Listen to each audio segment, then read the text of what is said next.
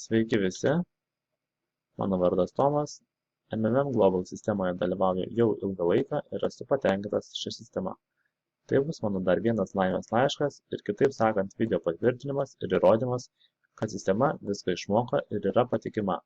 Trumpai papasakosiu, kada ir kiek įdėjau pinigų ir kiek gavau. Taigi galim pradėti.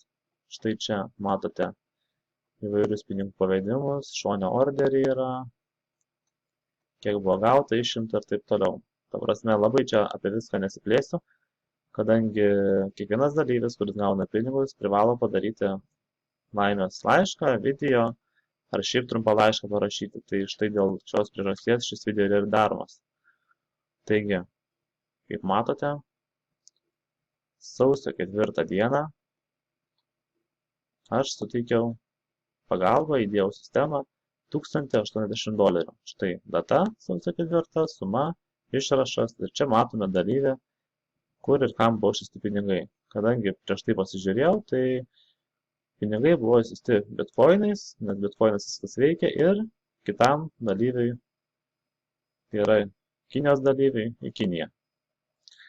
Tuomet kiekvieną dieną dariau po tam tikras užduotis, kurios yra kabinete ekstra skiltyje. Kiekvieną dieną darant užduotis, auginausi savo procentus. Kaip sakytų, uždirbinėjau pinigus.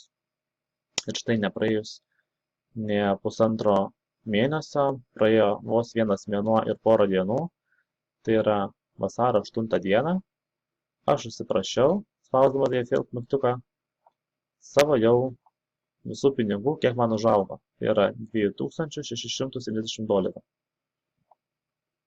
Ir štai galim pasispausti orderį ir matome, kad vasario 8 buvau užsiprašęs pinigų, štai šios sumos, ir tą pačią dieną priskyrė dalyvį pinigų sumą ir dalyvis pervedė šią pinigų sumą, pridėjo išrašą, iš kurios šalies dalyvis aš nežinau, nes ne visą laiką tai matosi, bet svarbiausia, kad viskas buvo išsiųsta, kadangi kai viskas yra išsiunčiama,